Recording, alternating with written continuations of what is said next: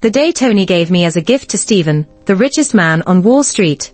I cried and begged him. 17 years as childhood friends, I thought he had some feelings for me, but he still pushed my hand away and said, "I'll come get you later." 4 years of lying low, then he rose to the top. The day Tony controlled all of Wall Street, he came to get me. Stephen's family had fallen, and Stephen himself couldn't stand up anymore due to an accident. I stood next to Stephen's wheelchair, avoiding Tony's hand. Tony's face changed. He gritted his teeth and chuckled. "Stephen is just a cripple now." I didn't care. I looked at Tony and smiled, saying, "I love him." Always calm and composed, Tony lost his cool for the first time in front of everyone. He went mad. Stephen's villa was forcibly auctioned off, and the buyer was Tony. The day we moved out of the villa, it was raining. I held an umbrella, shielding Stephen's head while my own shoulder got wet. People were moving things out of the villa, big and small boxes. Ever since Stephen's bankruptcy, almost all the funds had been used to pay off debts, and the servants were let go. These movers were hired temporarily. I glanced down at the man in the wheelchair,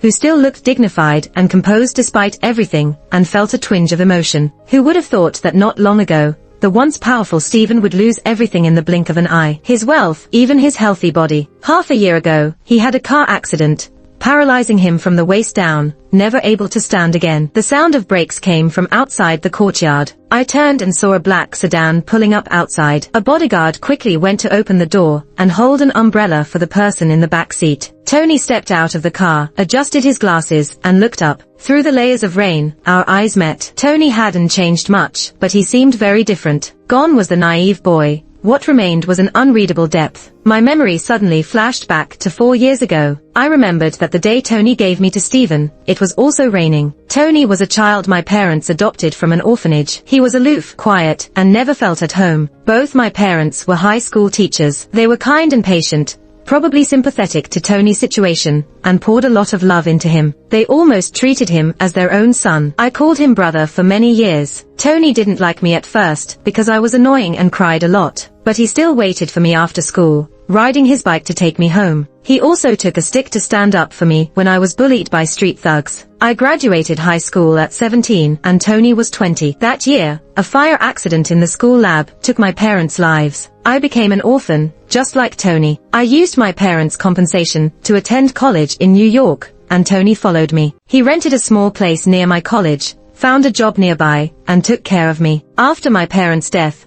I became emotionally unstable, whereas Tony, who was always cold and aloof, became patient and gentle. He tirelessly asked about my school life. Occasionally, he'd take me to amusement parks or popular restaurants. Sometimes, we met my classmates, and they'd assume we were a couple. I often blushed from their misunderstanding. Tony would explain, saying he was my brother. Every time I heard his explanation, it stung a little. We lived a rather warm and peaceful life in that small rented place in New York for 4 years. At 22, I graduated college, and that year, my life took a drastic turn. Tony's biological parents found him. He was the illegitimate child of the prestigious Smith family in New York. The Smith family's heir had been murdered abroad last year. Tony's appearance meant the future of the Smith family was now uncertain. Tony told me about it a month later. He took me back to the Smiths. He said his safety was no longer guaranteed, and since I was close to him, I was also targeted. Life at the Smiths was tough for Tony. He was on thin ice, surviving multiple assassination attempts in a few months, ending up in the hospital 3 times. He often woke up from nightmares and couldn't sleep, only feeling safe when holding my hand. The Smiths perceived our relationship as just a toy. Like a child's attachment to a childhood toy, it wasn't rare, just familiar. If he found something better, he would discard the old toy without hesitation. At a Smith's banquet, Tony took me along. A young master newly returned from abroad saw me and remarked that I looked like Stephen's late fiancé. Stephen, head of the prestigious White family in New York. Everyone started examining me. Tony protected me, skillfully changing the topic. At that time, he still shielded me, but by the 3rd year back at the Smiths, Tony began to change. The taste of power made him crave more. He started socializing frequently, shining at business events. Gradually, he no longer needed my company to sleep well. Advanced drugs relieved his stress, and exotic activities gave him complete relaxation. My presence in his life became increasingly insignificant. I once told him that I wanted to leave the Smiths, that I wanted to live my own life. Tony was silent for a long time. He finally held my hand, telling me to think it over, but his tone said, "Stop being unreasonable." Meeting Stephen was the result of Tony's careful planning for 6 months. A crucial project was in the hands of this top New York family. Tony wanted to use this opportunity to climb up. He thought no one would question his place in the Smiths anymore, nor could anyone replace him. After a dinner party, Tony was dead drunk. As usual, he stayed in my room. He didn't talk, didn't move. He just silently held my hand, burying his face in my palm. Tina, he called my name, his voice hoarse with a slight upward inflection at the end. Let me take you to a good place, he said, looking at me with clear eyes. He said that Stephen needed a secretary and that I, having graduated from a finance school, would be perfect for the job. He said it was a rare opportunity, but he didn't make it clear if the opportunity was for me or for him. Later I found out that at that dinner party, Tony accidentally left his pocket watch with my photo inside. Coincidentally, Stephen saw it. It seemed he was a little interested in me. It took me a while to realize that Tony wanted to send me as a favor. I was terrified and refused outright. I even considered leaving the Smiths in the middle of the night. Anywhere would be better. I have my hands and feet. I wouldn't starve to death. Tina, Tony called to me last month. Your uncle called. He said your grandma was hospitalized. I stopped in my tracks. I've already had her brought to New York and arranged for the best hospital for her. Tina, grandma always said you were her pride and joy. Following Stephen can only bring a bright future, making grandma happy. Isn't that good? His voice was still gentle, but it sent chills down my spine. Tony came over and gently hugged me from behind. He rested his chin on my shoulder. Tina, help me. I'm out of options. If I secure this project, no one will ever look down on me again. The day he sent me to Stephen's house, the sky was heavy with dark clouds. It was pouring rain. As I was about to get out of the car, I truly regretted it. I don't want to go to the Whites, I said to Tony, holding onto his arm. I've heard that the master of the Whites is a strange man with blood on his hands. I was scared. I don't want to go, I pleaded. Let me stay by your side. I can do a lot. I can help you. Tony looked at me, slowly pulling his arm away. He reached out and stroked my hair. I'll come back for you one day. I stood in front of the Whites' mansion, watching Tony get back into the car without looking back. I screamed out his name with all my heart, but he acted like he didn't hear me. The car drove out of sight. I knew then that he had abandoned me. 4 years of waiting, and now he had reached the top. Tony was no longer the illegitimate child everyone looked down on. He had become the master of the Smiths, and had even set a trap with Sam that brought the Whites to their knees. Now, in New York, no one dared to belittle Tony. He got what he wanted. The rain hadn't stopped. My thoughts returned to the present. I saw Tony approaching, wearing a grey coat. He smiled, calling me as he always did, Tina. I looked at him silently. Tony took off his black gloves, revealing his long fingers with a hideous scar. It was a sign of his many near-death experiences. He reached out his hand to me. I've come to take you home. I looked at his hand and shook my head. Tony's fingers trembled slightly. It was only then that he noticed the man in the wheelchair. He looked surprised. Stephen, I didn't even see you there, my bad. Stephen opened his mouth, but only a cough came out. I bent down to adjust the blanket on Stephen's legs, carefully making sure he was comfortable. Something seemed to set Tony off. He started to get angry. Tina, he said, his voice low and with a hint of anger. I looked up at him. If you have something to say, say it. Stephen's not well. He can't stay out too long. Tony's gaze shifted back and forth between Stephen and me. I heard him snicker. He's a cripple now. Tina, what are you sticking around for? Stephen's eyebrows drooped and his face paled even more. I moved Stephen to the car, shut the door, and then walked towards Tony holding an umbrella. Seeing me approach, Tony's expression softened. Come back with me. I'll get you into the Smiths company. With me, no one will ever look down on you. If he had said this 4 years ago, I might have followed him faithfully forever. But now, I just smiled and shook my head. I'm here to answer your earlier question. Stephen has fallen, but I'm still willing to stay with him. I'm not seeking power or money from him. Shut up, Tony roared, his cheek muscles twitching. When he looked up again, there was a hint of red in his eyes. Tina, don't say anything more. He started to smile again. Come back with me. I'll forgive everything. I love him, I said. I love Stephen. In the car, Stephen turned to look at me. I buckled my seatbelt and asked, what are you looking at? Stephen averted his gaze, chuckling softly.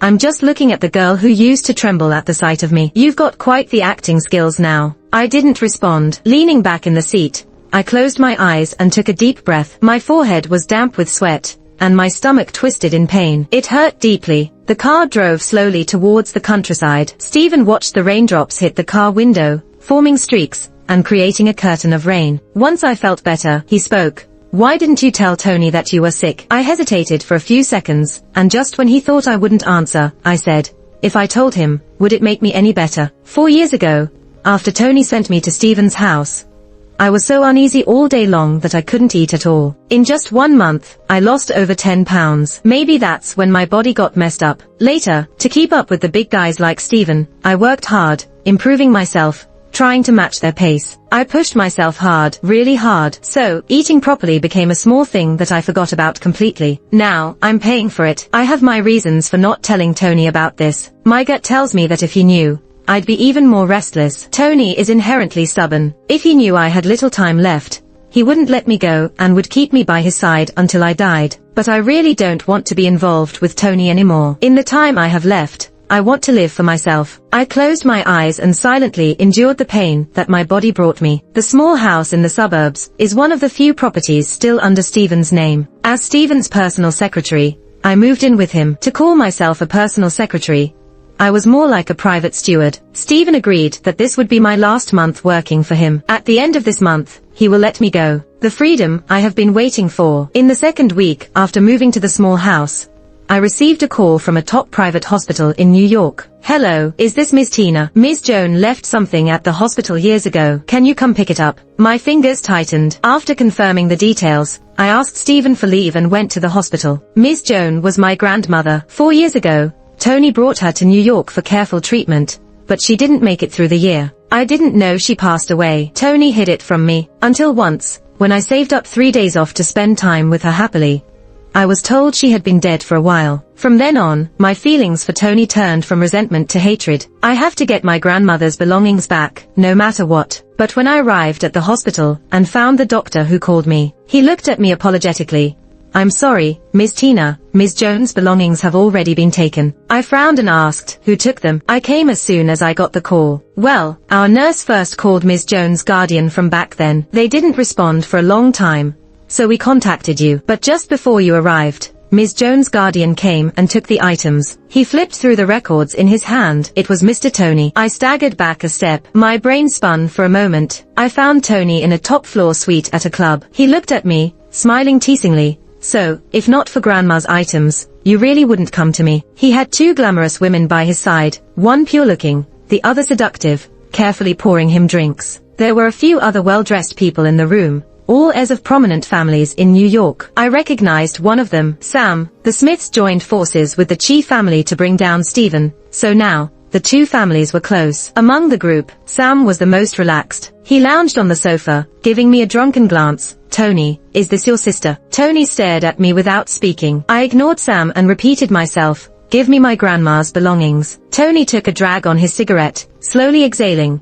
and through the swirling smoke, I couldn't see his expression clearly. Get out. Sam laughed. Tony, you're too harsh. Why be so hard on such a pretty sister? He staggered over, trying to put an arm around my shoulders. Tell me what's up. Before his hand could touch me, someone grabbed it firmly. Sam frowned and looked back to see Tony's displeased face. Tony's voice was almost squeezed out through his teeth. I told you to get out. The room quickly emptied, leaving just the 2 of us. Tony gave me a sidelong glance. The tension in the room escalated. I clenched my hands. Tony sat back on the sofa. After a few seconds of silence, he said, Tina, you haven't called me brother in a long time. Call me brother, bow your head and admit you were wrong, and I'll give you the items. Anything you want after that, I can give you. I looked at him, tugging at my lips. Tony, is there any other option? Tony gritted his teeth, his eyes filled with irritation. He pointed to the glass of liquor before him. Drink this. Show me you're sincere. I stared at the drink, my fingers curling. It was a 40-degree strong liquor. Even a healthy person would suffer from downing it in one go, let alone someone with a ruined stomach like mine. But I hesitated only for a second before reaching for the glass. I checked for the nearest hospital on my phone, exhaled. Hope Tony keeps his word. Just as I raised the glass to drink, it was forcibly taken from me. The sound of shattering glass followed. Tina, you're something else. Tony's chest heaved with anger. He shot me a fierce look, then sent a message on his phone. Not long after, someone entered the suite, bringing a box to me. I looked up at Tony. He turned to gaze out the window, not wanting to look at me any longer. Take it and get out. In the revelry of the club, Tony stood on the top floor, watching the woman leaving through the entrance below, his eyes deep. He felt despicable. Moments ago, he convinced himself it was all over. Letting go would be best. Perhaps their fate finished here. But seeing her departing figure, he overturned all his previous thoughts. He couldn't let her go. he wouldn't let her go even in death. I had barely left the club when someone grabbed me, covering my mouth, and dragged me into a van. The cloth over my mouth had a strong smell. Just one whiff, and my consciousness began to blur. Shortly after, I completely blacked out. When I woke up again, I was already in Tony's private villa. I was wearing silk pajamas, and the luxurious and unfamiliar decor filled my view. I walked barefoot on the carpet to the floor-to-ceiling window and pulled back the curtain. Below was a large garden with someone trimming the plants. After the initial panic, I quickly calmed down. I tried to open the doors, but as expected, they were locked. I couldn't open them from inside. Panting, I stood behind the door. Before I could do anything else, the door was opened from the outside. A girl who looked like a maid came in with some food. She didn't even glance at me, just placed the food down and left. I looked at the doorway and saw a bodyguard standing there. So they're that scared of me running away. Tony, you've really refreshed my view of you. I grabbed the maid who was about to close the door. Where's Tony? Tell him to come see me. The maid pried my hand off in a panic. Then the door slammed shut, and I angrily pounded on it. Tony, no matter how hysterical I got inside, there was no response from outside. I felt like I was being treated like I was invisible. This feeling of being ignored and controlled made me extremely anxious. In the following days, I still didn't see Tony. Someone came to deliver my meals 3 times a day. The suite was large, with a bathroom and living room. I spent 4 days like this, as if I were imprisoned, until the night of the 5th day. It was 1 o'clock in the morning, and just as I was starting to feel sleepy, I heard the door being unlocked. The sleepiness vanished instantly, and I sat up quickly. The room was dark, and I saw a shadow standing at the door. Even without seeing his face or hearing his voice, I recognized him. Tony. He walked in unsteadily, and as I was about to get out of bed, he took a few quick steps and grabbed my wrist, pulling me onto the soft bed. I felt dizzy for a moment and smelled strong alcohol. Tony rolled over and hugged me, muttering, "Tina, I don't feel well." I froze for a second, my mind pulled back to a few years ago. Back then, Tony had just returned to the Smiths and often went out to network and socialize, frequently getting drunk. Whenever he got too drunk, he would come to find me, complaining, "Tina, I drank too much and don't feel well." I would always feel sorry for him. I would make him a hangover soup and use a warm towel to clean his face and hands. I would stay up half the night, just to make sure he slept well. Now, feeling his hot body against my back, I was filled with disgust. I broke free from his embrace and climbed out of bed. I didn't look at him again, headed straight for the door, and pulled it open. For a moment, I felt a bit hopeful, but then I saw the black-suited bodyguard. He wasn't looking at me but behind me, with a respectful nod. "Mr. Tony." It was like a bucket of cold water was poured over my head, and I froze. The next moment, I was picked up from behind. "Tony," I panicked. "What are you doing? Let me go." "Tony." Tony said nothing as he carried me back to the bedroom and tossed me on the bed. I struggled to get up, but he pinned my arms above my head with one hand. I looked into Tony's eyes and saw complex emotions that I couldn't understand, and suddenly I felt scared. When he spoke again, his voice was hoarse. "Tina, do you really want to avoid me that much?" He gritted his teeth, the muscles in his cheeks tense. Sensing something was off, I almost trembled as I spoke. "Tony, let go of me." However, before I could finish, he leaned over me like a mountain. I quickly turned my head,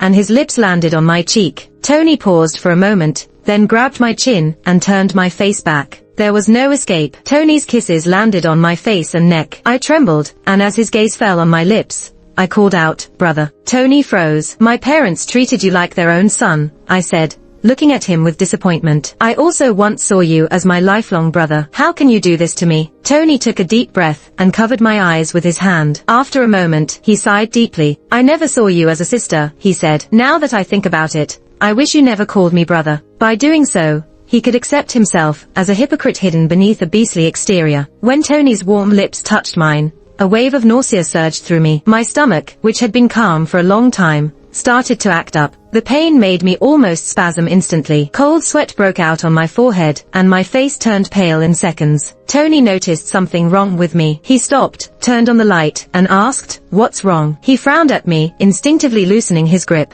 I curled up on the bed, and Tony hesitated to touch me. I wanted to tell him to get lost, but when I opened my mouth, I vomited a large mouthful of blood. Tony's pupils shrank, and when he saw the blood on the sheets, his expression changed. "Tina, you." He reached out to touch me, but I pushed his hand away with all my strength. "Get lost." Tony looked flustered. "Okay, I won't touch you. Just don't get worked up. You're sick. I'll go get a doctor. Wait for me. He hurried toward the door. As I watched his retreating figure, my vision began to blur. Not long after Tony left, a maid quickly entered the room. Miss Tina, Stephen sent me to get you out. I recognized her face. She had brought me food several times before. Nothing about her appearance or demeanor stood out, and I didn't expect she was sent by Stephen. She said she had distracted the bodyguards, and this was a rare opportunity. I forced myself to get up. She didn't waste any time, and skillfully led me out quickly. We had just gotten into the car when an alarm blared from the villa. I instinctively turned to look back. On the second-floor balcony,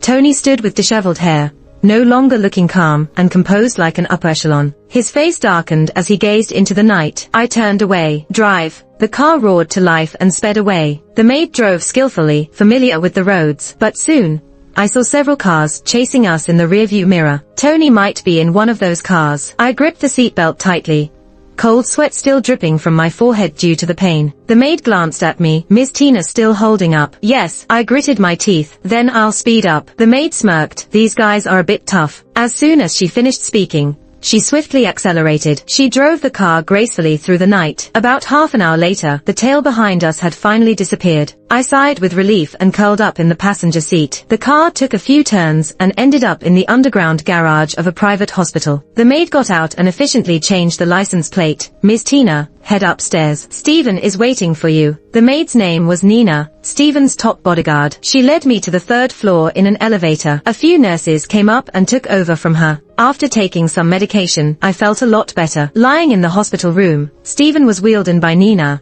Haven't seen you in a few days. You look quite worn out. Stephen waved his hand and Nina left. The room was then just the two of us. Stephen controlled the wheelchair to come to the bedside. I whispered my thanks. Thank you, Stephen. Stephen smiled. Don't mention it. It's mutual benefit. I stayed silent, lowering my lashes. I had always known Stephen was orchestrating a grand scheme, and the downfall of the Whites was just one move in his complex game. The Whites had been dominant in New York for years, deeply rooted, influencing countless people's interests and fates. There's no way they would just collapse suddenly. Stephen was even more enigmatic. Following him for 4 years, I had never truly understood him. The car accident was real, but the paralysis was fake. Stephen used me to distract Tony. This allowed him to prepare his counterattack and then strike a fatal blow. He aimed to eliminate all the disobedient and restless forces and families. He turned to look out the window, then stood up and slowly walked to the window to gently close it, shutting out the annoying sound of rain. Stephen sighed softly.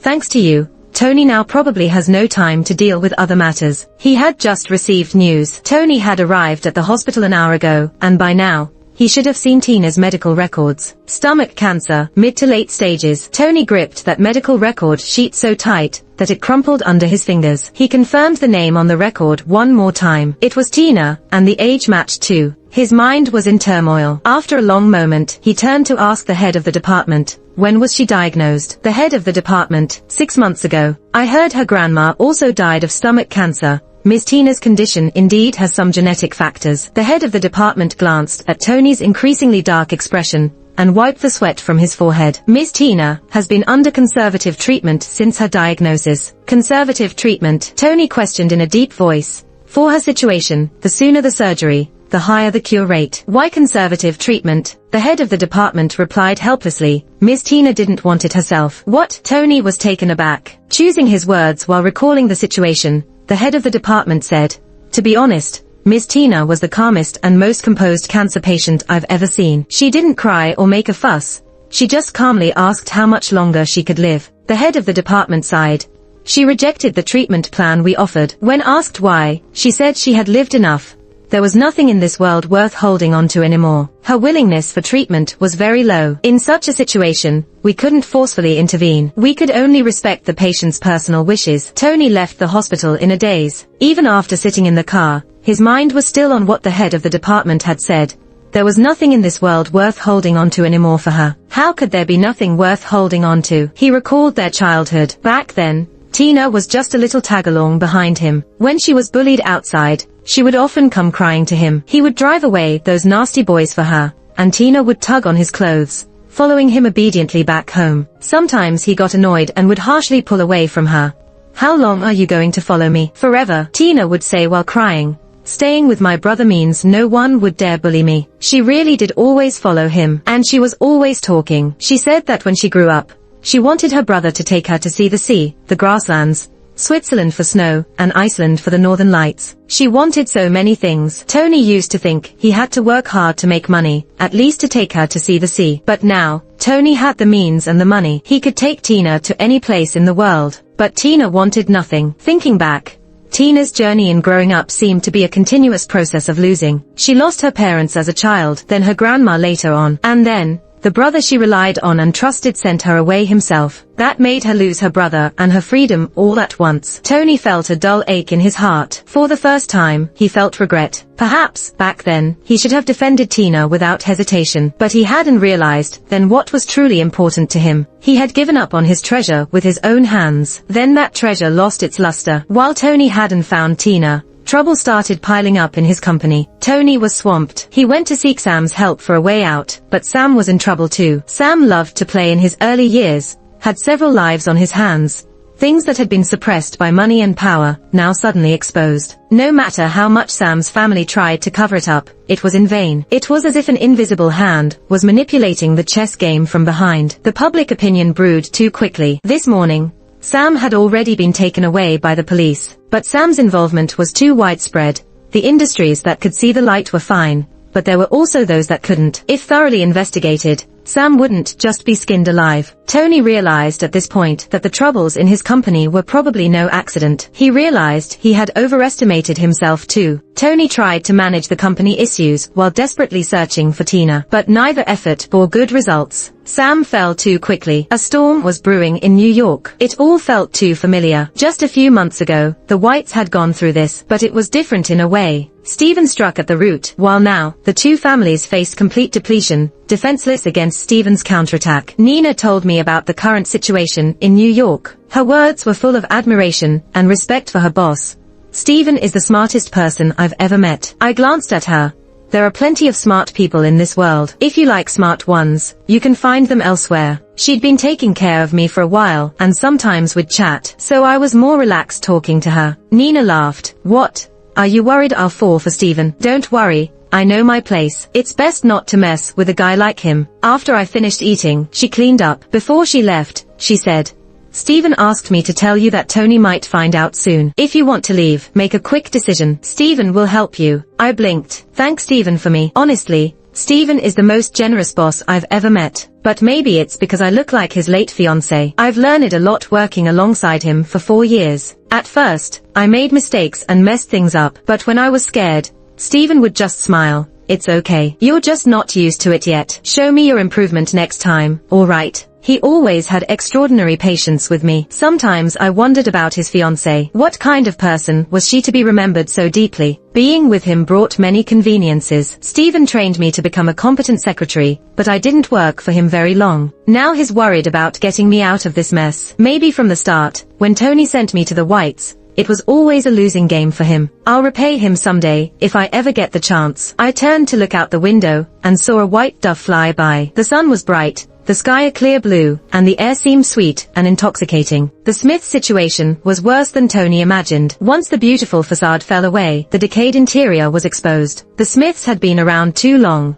so there were too many problems. Like a house built on a poor foundation, no matter how tall or pretty, it would wobble at the slightest storm. Stephen just pulled away one supporting stick, but the Smiths were already falling apart, like a pile of loose sand. Tony had to use all his energy and time to deal with it, but it was in vain. He wasn't stupid. After a brief collapse, he started thinking. He stopped wasting time and decisively declared bankruptcy. The Smiths fell, and he would start over, rebuilding anew the Smiths of his own. And the Smiths would have a strong foundation. Tony had strategy, resources, and connections. A comeback was just a matter of time, and he was young enough to handle failure. In some ways, Tony was indeed very capable. But alone at night, he would retreat into his room. He'd been smoking heavily during this time. In his dazed state, he often thought of Tina. He remembered the girl who voluntarily acted as his stress reliever. The next news of Tina came 2 months later. Tony drove all day and night, then took a long boat ride, finally reaching a small island. There was a sanatorium on the island, built by the Whites 20 years ago. The closer Tony got, the faster his heart beat. Standing at the entrance, Tony paused. He was afraid to go in, afraid to face Tina, afraid of what she might have become. While he was hesitating, someone suddenly came out. Tony looked up. It was a stranger. Seeing his frown, Nina quickly said, "You might not recognize me. I'm Stephen's bodyguard. I once worked as a maid at your private villa. I took Tina that night. Do you remember now?" Tony looked at her sharply. Nina asked, "Are you here to see Tina?" Tony's heart pounded wildly, and he almost blurted out, "She's really here?" "Yes," Nina said. "I'm here on behalf of my boss to check on her. Come with me." She walked past him, heading to the other side of the island. Tony followed, confused. "Is there another sanatorium on the island?" "None, just the one you saw." "Then where are we going?" Nina climbed over a hill and looked at the vast ocean. She turned and waved at Tony. He hesitated. The unease in his heart grew stronger. When he reached Nina, he heard her say, "Look, that's Tina's grave. She said she didn't want to stay in an empty house. So we followed her wish and buried her here. She said she loved the ocean and freedom." Nina had never seen a man cry like this. Tony knelt by Tina's grave, choking back sobs. The usually proud Tony finally dropped all pretense, exposed his most painful, raw emotions. "Tina," he called her name, but no one answered. No one called him brother anymore, or told him to get lost. The grass swayed, but Tony didn't dare wish it was Tina greeting him. "Tina, I was wrong. I really was wrong." His suit was smeared with dirt. His fingers dug into the soil from gripping too hard, making him look utterly wretched. Nina stood on the hill, sighed softly, took out her phone, and recorded a video of Tony. Then she sent it to two people. One was her boss, Stephen. The other was far across the ocean. Epilogue. Tony found success again at 40. He started his own company. Though small, it was steady with unlimited potential. Many in New York watched him, and many tried to introduce women to the eligible bachelor, but no one succeeded. Tony ended up in the hospital at 50. Several experts confirmed the diagnosis, late-stage stomach cancer. Hearing this, Tony was silent for a long time, before suddenly laughing. "So even an adopted child can inherit it." No one dared to respond to his cryptic remark, and Tony stayed at the hospital. He had no children, but fortunately, he had loyal subordinates in the company. Even though he was in the hospital, the company still ran smoothly. During his time in the hospital, Tony sometimes found it quite good. It had been a long time since he had days where he didn't have to think about, or contend for anything. Besides, he met an unexpected friend in the hospital, a young doctor in his 20s. Word had it that he was a Chinese who returned from Switzerland and worked as an assistant to the chief physician. He had a great sense of humor and high emotional intelligence. Tony enjoyed talking with him. This afternoon, Tony was soaking up the sun outside when the young doctor, Johnny, came over and draped a blanket over his legs. "Thank you," Tony said to him. "No problem," Johnny replied. He could see that this polite patient in front of him seemed quite sad. So, he tried to comfort him. "Mr. Tony, don't worry too much. Your condition is well under control, and the chances of recovery are very high." He sat on the stone bench next to Tony. "My mother also had stomach cancer, but she pulled through. I believe you can do the same." "Your mother?" Tony looked at him and smiled.